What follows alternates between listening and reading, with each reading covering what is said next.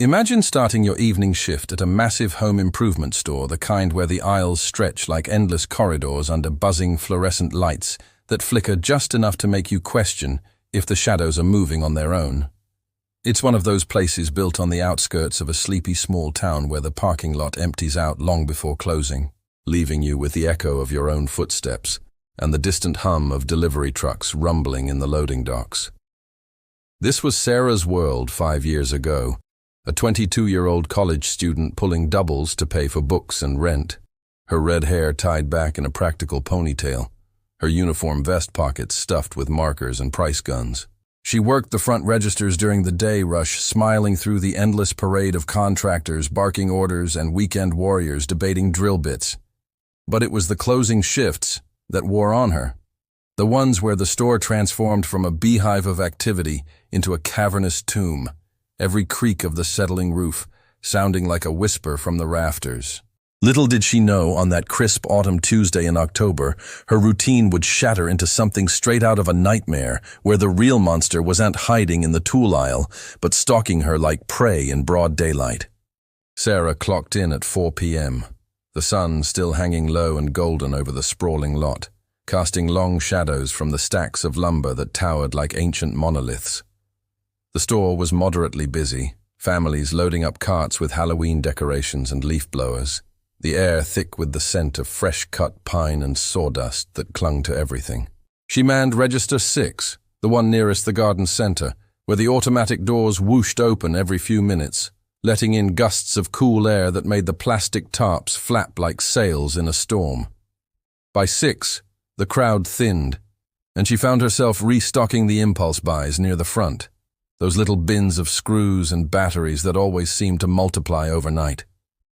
That's when she first noticed him. He was in his late 40s, broad-shouldered, and built like he spent his weekends splitting logs rather than watching football, his flannel shirt stretched tight over muscles that spoke of manual labor, not gym vanity. Dark hair cropped short, a 5 o'clock shadow that bordered on unkempt, and eyes, God, those eyes, dark and intense, like polished obsidian catching the light wrong. He lingered by the paint swatches, pretending to compare shades of beige, but his gaze flicked to her every few seconds, not the casual glance of a shopper, but something hungrier, more deliberate. She brushed it off at first. Stores like this attracted all types, lonely guys killing time, maybe even the occasional creep who thought a smile meant invitation.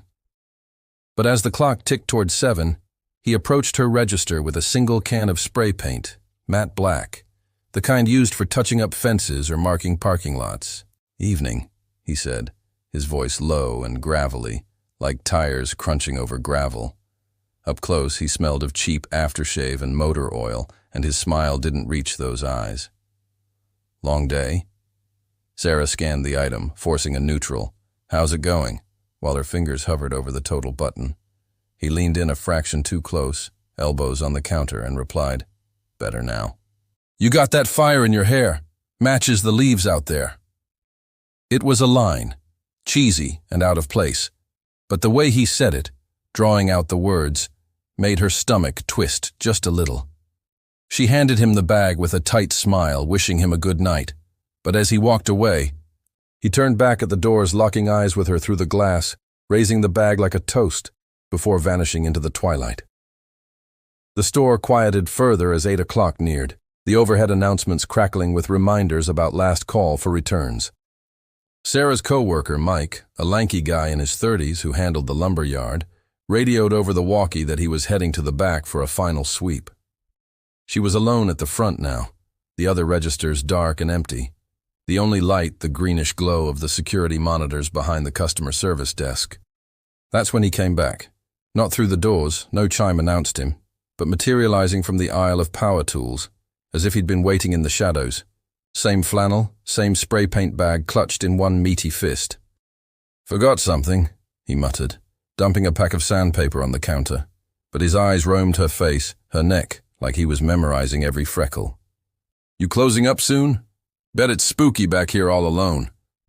Sarah's pulse quickened, but she kept her voice steady, scanning the item with deliberate slowness. "Yeah, just about. Anything else?" He chuckled, a sound like dry leaves underfoot, and leaned closer. "Just your number, maybe. A girl like you shouldn't end her night without company." The words landed heavy, laced with implication, and she felt the air thicken, the store's vast emptiness pressing in. "Sorry, policy," she lied, bagging the sandpaper and sliding it over. He paid in cash, fingers brushing hers deliberately as he took the receipt, and as he sauntered away, he called over his shoulder, "See you around, Red."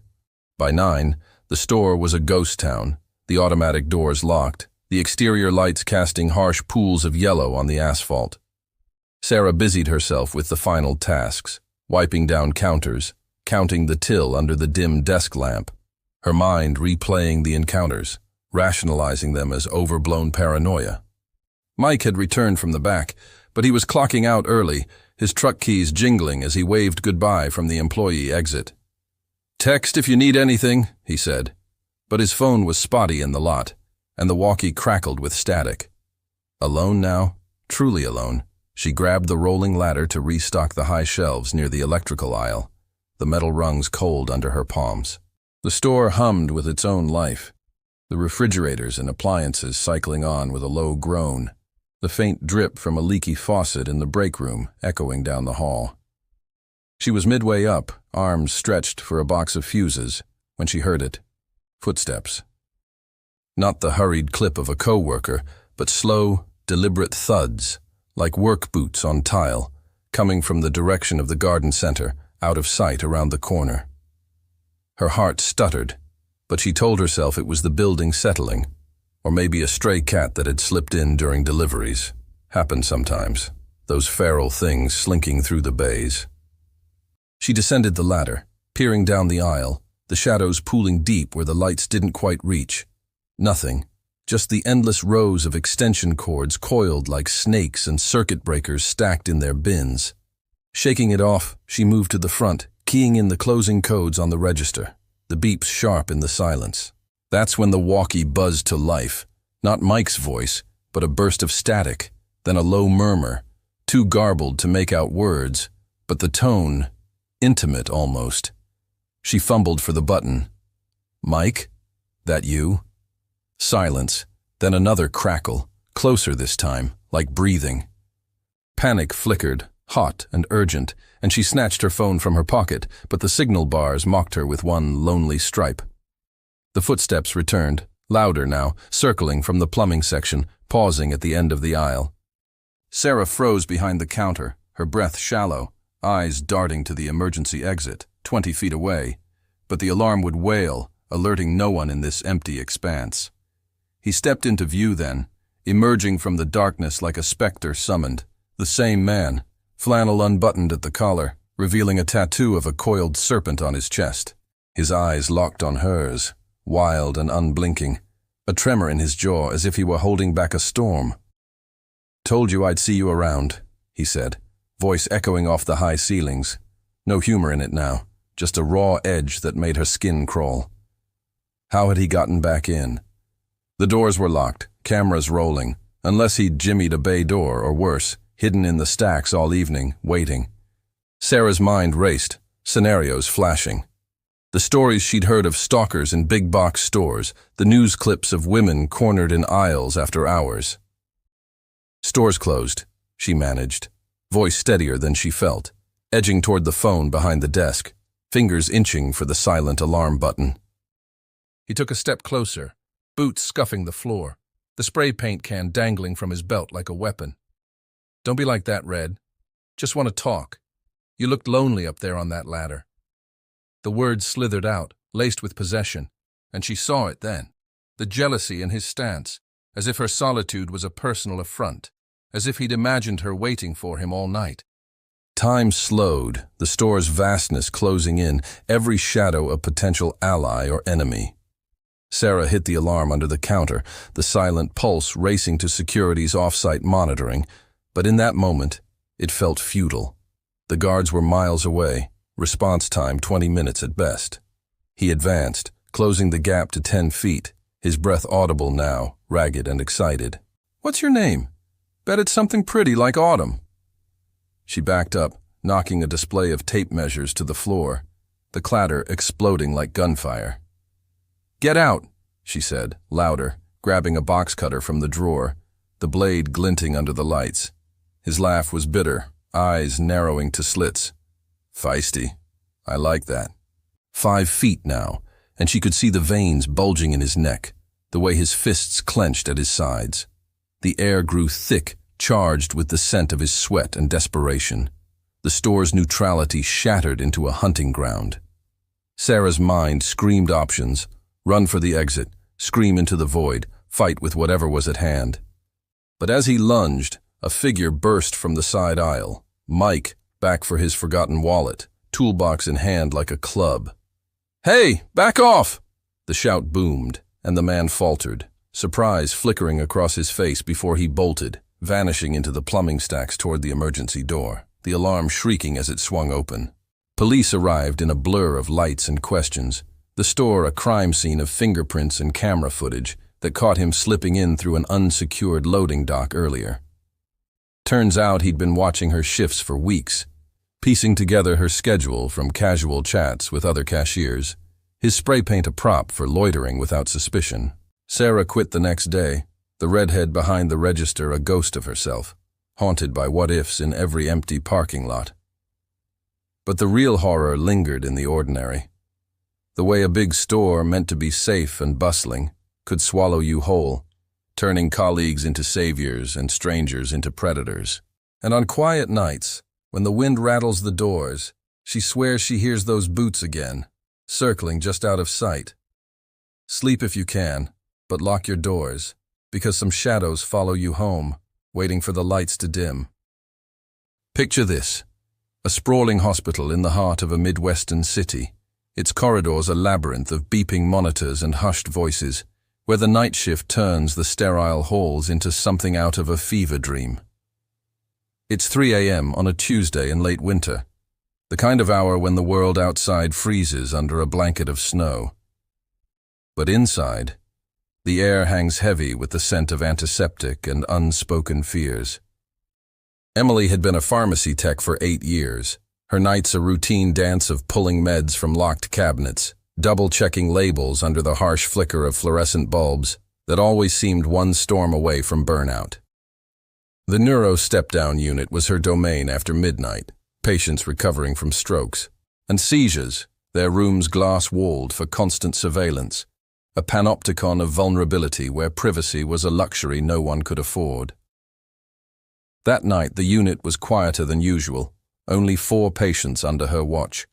An elderly man post-surgery snoring softly through his oxygen mask, a young woman in for migraines curled fetal under thin blankets, and in the corner room, room 412, Mr. Harlan, a ghost of a man in his 70s, felled by a massive stroke 6 months prior. Nonverbal, tube-fed through a port in his stomach, restrained lightly to prevent wandering hands. He hadn't had a visitor in weeks. His chart a litany of decline, bed sores healing slowly, vitals stable but fading like an old photograph. Emily started her rounds at 2, the rubber soles of her sneakers whispering against linoleum worn smooth by a decade of hurried steps. The unit's lights were dimmed to night mode, a soft amber glow that cast long shadows from IV poles and curtain rods, turning every corner into a potential ambush of the unknown. She checked the elderly man's morphine drip first, adjusting the rate with gloved hands, the pump's rhythmic clicks a metronome to her isolation. The migraine patient stirred as Emily noted her fluids, murmuring incoherently before settling, but room 412 loomed like a challenge, the farthest from the nurse's station, its glass wall fogged slightly from the humidifier's mist. Mr. Harlan lay still as stone, his chest rising and falling in shallow tides, eyes closed against the world that had abandoned him.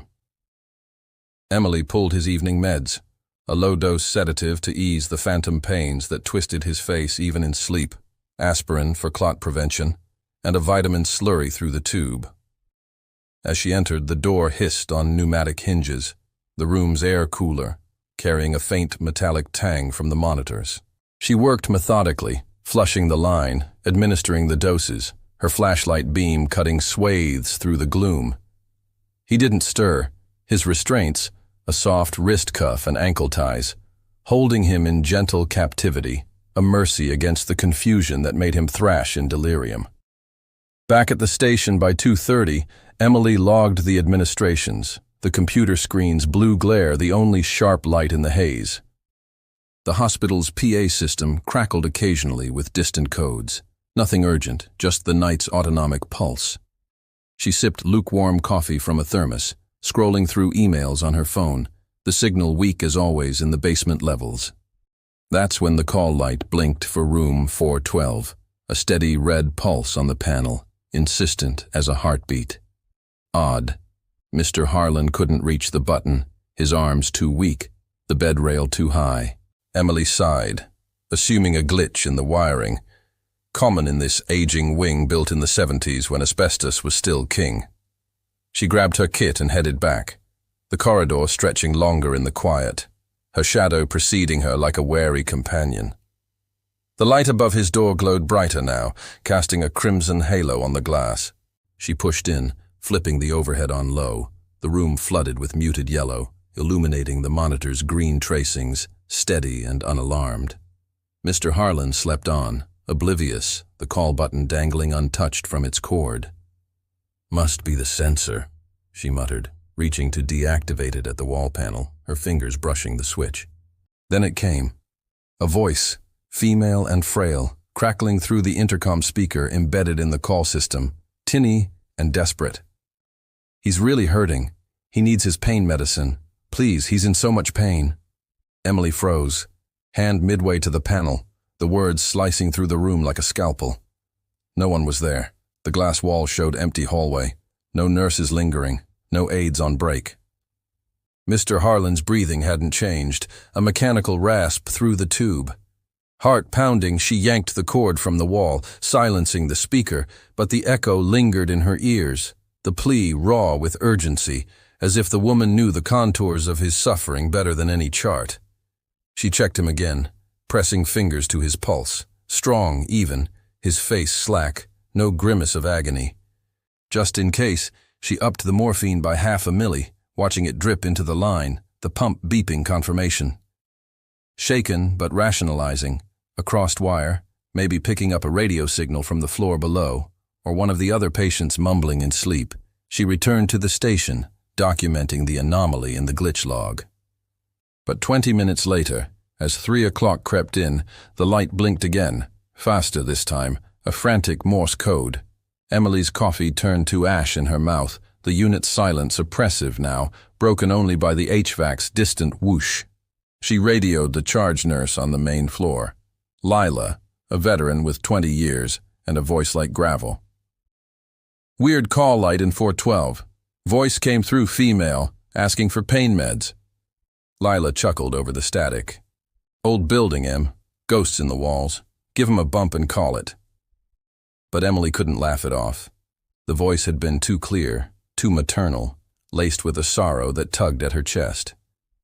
She approached the room again, slower this time, flashlight sweeping the corners, half expecting to find a figure huddled by the window. The glass reflected her pale face back at her, distorted by the blind slats. Inside, Mr. Harlan shifted slightly, a low moan escaping his lips, not words, but pain distilled. The speaker crackled anew as she entered. "Please, he's hurting so bad. The medicine. Now." Closer, intimate, as if whispered from the bedside. Emily's skin prickled, gooseflesh rising under her scrubs. She scanned the room. No devices left on, no visitors' phones charging, the door sealed tight.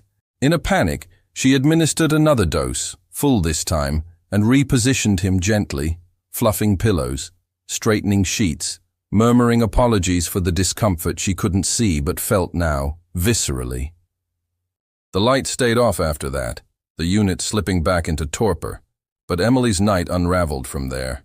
Every shadow in the hall seemed elongated, every beep from a distant monitor a coded message. She paced the station, Googling on her phone, haunted hospitals, residual energies, the science of grief manifesting as auditory hallucinations. The building had history, A fire in '89 that claimed 3 nurses on this floor, smoke curling through vents like vengeful spirits, a stroke wing collapse in the '90s, burying patients under rubble, their cries legend among the old-timers. By 4, exhaustion clawed at her, but sleep was impossible. She dozed fitfully in the break-room chair, jolting awake to phantom voices in the pipes. Dawn broke grey and reluctant, the day shift filtering in with yawns and handoffs, Lila taking her report with a raised eyebrow. "Voice again?" Emily nodded, voice hoarse. They checked the logs, no malfunctions noted, but in room 412, Mr. Harlan was peaceful, color returned to his cheeks, the restraint slack. He passed quietly that afternoon, coded but unfought, his chart closing with a finality that echoed the night's plea. Weeks later, digging through archives for a shift audit, Emily found it. A faded photo from the hospital's anniversary gala, 1985. Smiling faces in starched whites, and there, arm in arm with a younger Mr. Harlan, pre-stroke, vibrant, was his wife, Evelyn. Same frail build, same sorrowful eyes that had begged through the speaker. Died in that fire, they said, shielding a patient, her last act mercy. Emily quit the neuro unit after that, transferring to pediatrics where the ghosts were younger, louder, but at least they laughed. But on stormy nights, when the wind howls through the vents, she hears it still, that voice, pleading not for the dead, but for the living left behind, trapped in their silent agonies. Rest easy, if you dare. Some pains echo forever, waiting for someone to listen. Envision an old factory on the edge of Hartville, Ohio, a behemoth of rusted steel and concrete erected in the post-war boom, its bowels churning out rubber parts for tires and seals that kept America's cars rolling through the Cold War and beyond. By the time Jake started there in his early 20s back in the summer of 2015, the place was a relic. Massive halls echoing with the ghosts of full shifts now pared down to a skeleton crew on the third turn, the night watch from 11 p.m. to 7 a.m. He operated the big extruder machine, a hulking beast of gears and molds that spat out lengths of vulcanized rubber every 45 minutes, leaving him those in-between stretches to wander to smoke in the designated cages, or just to breathe in the oily air that clung to your skin like a second epidermis. The factory sprawled over 10 acres under one roof, divided into zones by chain-link fences and yellow caution tape, with catwalks overhead crisscrossing like veins, dripping condensation that plinked onto the floor below. Warnings abounded. Signs faded to illegibility about lockouts and fall hazards, whispers from the day guys about sections where the floor sagged, ready to swallow a man whole. Jake, young and invincible, laughed them off, until the nights blurred into something darker, the machine's cycles syncing with sounds no living worker made. His first week was orientation in tedium, safety videos on loop, the foreman's drone about production quotas, the acrid tang of accelerators burning off in the curing ovens. By shift 3, he had the rhythm, the extruder's warm-up whine, the hydraulic hiss as it fed polymer through dies, the satisfying thud when billets ejected onto the conveyor. 45 minutes per run, then cleanup, sweeping scraps, logging defects, eyes glazing over the gauges. Boredom bred boldness. On his 4th night, with the radio static white and the distant clank of the loading dock the only company, Jake grabbed a flashlight and his thermos, slipping past the machine bay into the unmapped fringes. The factory's layout was a madman's sketch. Aisles of stored pallets towering 20 feet, narrow paths between vats of reclaimed rubber that smelled of decay, alcoves where obsolete presses gathered dust like forgotten gods. He pushed a utility cart ahead, its wheels squeaking on uneven concrete, pitted from decades of spills and stamps. Up on the catwalk first, the metal grating cold underfoot, offering a god's-eye view of the floor below. Conveyor belts frozen mid-motion, shadows pooling in the pits where scrap fell. The air up there was thicker, laced with the faint rot of mildew from leaks in the roof, and as he paused to light a cigarette, against regs, but who cared at 3 a.m., he heard it, a clank, sharp and metallic, like a wrench dropped from height, echoing from the far end near the old molding line, shuttered since the recession. Jake froze, ember glowing in the dark, pulse sinking with the drip-drip from a pipe overhead. Rats, he thought, or the wind rattling loose panels. Ohio gusts could sneak through vents like thieves. But the clank came again, deliberate, followed by a low murmur, voices indistinct as radio bleed, overlapping in argument or instruction. He descended, cart rattling, flashlight beams slicing the gloom, illuminating stacks of yellowed manifests and cobwebbed forklifts parked like sleeping beasts. The molding area was off limits, a no-man's land of tangled hoses and rusted hoppers, the floor slick with congealed oil that sucked at his boots. Another clank, closer, from behind a bank of defunct dryers. And the voices sharpened. Not English, or maybe it was, warped by echoes. Watch the feed. Too hot. Clear the jam. Jake's skin tightened, the cigarette forgotten and smoldering on the catwalk above. No one was scheduled here. The third shift stuck to active lines. The day crew handled maintenance. He called out, voice swallowed by the vastness. "Hey, foreman." Silence, then a shuffle, like feet shifting on gravel, retreating into the shadows. Heart hammering, he backed away, cart bumping a pallet that teetered but held, racing back to his machine just as the cycle ended, billets cooling with a hiss that sounded too much like laughter. The next nights blurred the line between vigilance and venture. Jake confessed nothing to the crew. Old-timers like Earl, who chain-smoked in the cage and spun yarns of accidents past. A guy crushed in '78 when a mold clamp failed.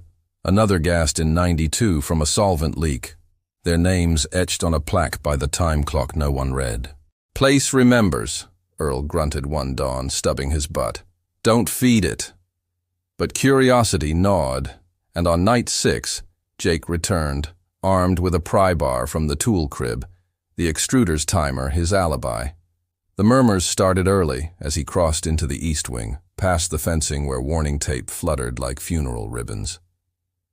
Voices now, clearer. A gruff timbre barking orders, a younger one protesting, punctuated by the clank of metal on metal, wrenches tightening, levers pulled. He followed the sound, beam bouncing off vats that loomed like cauldrons, the air growing warmer, sulphurous, as if the ovens still burned. In an alcove, half buried under tarps, he found it. An old control panel, dials cracked and cobwebbed, but the needle on the pressure gauge twitched, as if phantom hands had nudged it. The voices swelled. "Ramp it up. Hold steady. There." A shadow flitted across his beam, not cast by him, but independent, humanoid, stooped, as if laboring under load. Jake swung the light. Nothing. Just dust motes swirling like spirits roused from slumber. By midnight on night 8, the factory felt alive, adversarial. The extruder jammed mid-cycle, a rare glitch that locked the dies, forcing a manual release. Sweating under the worklight, Jake wedged the pry bar, muscles straining, when the murmurs infiltrated the bay. Close now, from the vents overhead, a chorus of exertion. Grunts, calls of "clear," and "again." He abandoned the tool, flashlight sweeping the rafters, catching glints of eyes, rat eyes, or worse, reflections of something watching back. The jam cleared with a groan, but as he restarted, footsteps joined the din, heavy treads circling the machine, pausing behind him, breath hot on his neck, though the air recyclers blew cold. He spun, bar raised, facing empty space, the shadows coiling tighter. Radioing the foreman yielded static. Cell service died in the depths. Panic clawed up. Stories resurfaced. The crushed man's screams echoing for weeks. The gassed one's silhouette seen on cameras post-mortem. Jake bolted for the break room, slamming the door, but the sounds pursued. Clanks through the walls, voices debating quotas unmet, as if the dead tallied their own infernal production. Dawn brought clarity, or so he thought. Clocking out, he cornered Earl in the lot, words tumbling. Shadows, murmurs, the gauges twitch. Earl's face hardened, cigarette dangling. "Told you, kid. Residuals. Place soaked 'em in. Sweat, screams, the works. They ain't meanin' harm, just replayin'. warning the fools who poke. Jake laughed it off, nerves frayed, but returned that night, compelled, the extruder's hum, a siren's call. The climax hit at 4 a.m. Deep in the molding ruins, flashlight failing to a stutter, the voices roared to life, a full shift's cacophony. Orders barked, laughter crude, then a scream wet and final as metal sheared flesh. Shadows swarmed, figures laboring in unison, translucent but solid in intent, herding him back with gestures frantic. He fled, tripping into a pit half filled with scrap, the fall bruising ribs, but the realization shattering. They weren't trapped. They were guardians, replaying the peril to steer the living clear. Jake quit a week later, scars invisible but etched deep, the factory's memory a weight he carried into quiet jobs, where every clank evoked those lost souls, eternally toiling, eternally watchful. Drift off now, but heed the echoes. They might just save you from the fall. Deep beneath a quaint 30-bed hospital, in a historic New England town where the bricks date back to the Civil War and the walls whisper of fevers, unbroken lies. The basement morgue, a concrete vault lit by a single row of bulbs that buzz like angry hornets casting pools of jaundiced yellow on steel drawers, and autopsy tables scarred from a century of sorrows. It was here on a fog-shrouded October night in 2019 that Nurse Clara began her rounds, a veteran of 15 years, with hands steady from stitching wounds and closing eyes. Her scrubs the color of storm clouds, stethoscope a talisman against the night's chill. The hospital was a relic, its U-shaped layout a hug for the haunted. Patient wings flanking a central dining hall, elevators creaking between floors like weary confessions. Clara's shift started at 11, the day staff fleeing with waves and whispers of "quiet one tonight," but she knew better. The silence was prelude, the calm before the veil thinned. Her duties pulled her downward, restocking the pharmacy carts, checking the coolers for expired vials. But it was the morgue calls that gnawed, bodies arriving unannounced, sheets draped like shrouds, the air turning leaden with formaldehyde and finality. The first anomaly hit at midnight, as Clara wheeled a crash cart down the service corridor, the elevator's ding echoing hollow. She pressed B for basement, the doors grinding shut, the descent a stomach lurch into the underbelly where pipes snaked overhead like exposed nerves, dripping condensation that plashed into puddles. The car shuddered to a stop, not at B, but at the main floor, doors parting with a sigh to reveal the nurse's station, empty, save for the glow of monitors charting heartbeats that would soon flatline. No call button lit, no footsteps hurried toward her, just the fluorescent hum and a draft carrying the faint rot of decay from below. "Wrong floor," she muttered, jabbing B again. But the doors lingered open, as if reluctant, before sealing and dropping her the final 10 feet. The basement unfolded. Laundry chutes yawning like throats, storage rooms crammed with relics, old X-ray machines gathering dust, cabinets of yellowed charts from plagues past. She restocked the medlockers first, vials clinking like bones, then headed to the morgue, keyring jangling, the lock clicking with finality. Inside, the air was arctic, breath fogging as she logged the occupant. Mrs. Ellis, 84, heart failure at 10:47 p.m., body still warm when the techs wheeled her down. Drawers gleamed under the lone bulb, labels crisp, toe tags pending, causes pending. Clara initialed the sheet, her pen scratching loud in the void, when the elevator dinged again. Upstairs, insistent. She radioed the station. "Clara in basement. You paging?" Static, then Lisa's voice, harried. "No, all quiet. Must be glitch." But Clara felt it, a shift, the air thickening as if the room inhaled. She exited, locking up. But as the elevator ascended, it halted midway, lights flickering to red emergency, trapping her in the shaft's groan. Panic bloomed. She pounded the panel. Emergency phone deadline. Minutes stretched, sweat beading despite the cold, visions of cave-ins from her training videos flashing. Then a voice, not from the speaker, but through the vent. Male, elderly, wheezing. "Help! Cold down here."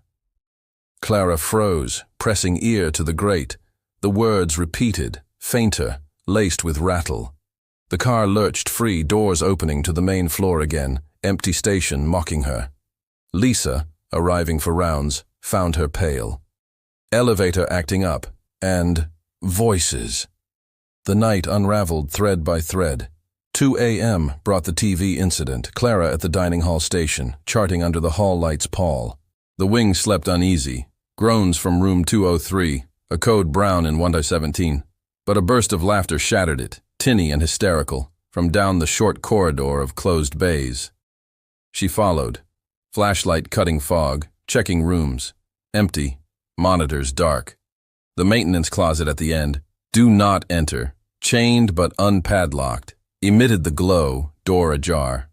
Inside, mops and buckets, shelves of cleaners, and in the corner, an ancient CRT television, dust-caked, plugged into a jury-rigged outlet, blaring a sitcom rerun at max volume, canned applause roaring.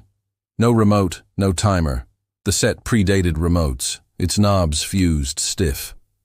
Clara killed the power strip, the screen dying with a pop, silence rushing back like water. But as she turned, a shape in her peripheral, tall, indistinct, hovering by the doorframe, vanished on blink. Heart slamming, she radioed, TV in maintenance, on its own. Laughter from upstairs. Ghosts, Clara. Old Doc Harlan loved his Wheel of Fortune. By 3, the figure in black appeared, a staple of the old guard's lore. Harbinger, they called it, slim and cloaked, darting hallways before a death. Clara saw it first in the East Wing, gliding past room 3 Kontov's door, where Mrs. Grant labored with pneumonia. It paused, head cocked as if listening, then melted into shadow. At 4:15, Grant coded. Quiet, the monitors flatlining without fanfare. Clara called it, compressions futile, the body cooling under drapes. The figure returned at 5, West Wing now, lingering outside 408. Young Mr. Ruiz post-op, his vitals teetering. It whispered. Clara swore, though soundless, fading as she entered to bolus fluids. Ruiz slipped at 5:42, another quiet exit, the unit's census dipping like mercury. Dawn crept in at 6, gray light filtering slatted blinds, but Clara's shift ended in the basement again, elevator dinging unbidden to the main floor thrice more, each time revealing a newly logged body. Grant. Ruiz, and an unexpected arrival, a suicide from the ER, wheeled down at 6:08. In debrief, over coffee gone cold, Lisa pulled the files. The TV? Harlan's set, stored after his Oro 5 stroke, wired wrong in Reno. The voices, vents carrying cries from ICU vents below. But the figure, the black silhouette, matched descriptions from 92, when the wing collapsed. 3 nurses buried alive, their shadows said to pace before losses. Clara transferred to days after, the basement's chill a memory she chased with sunlight. But on foggy nights, when elevators hesitate and TVs flicker to life, she feels them. The departed, signaling from the cold, their warnings woven into the hospital's bones. Not malice, but mercy, echoes urging the living to hurry, to hold on just a little longer. Close your eyes now. The veil thins for us all, and some voices plead eternal.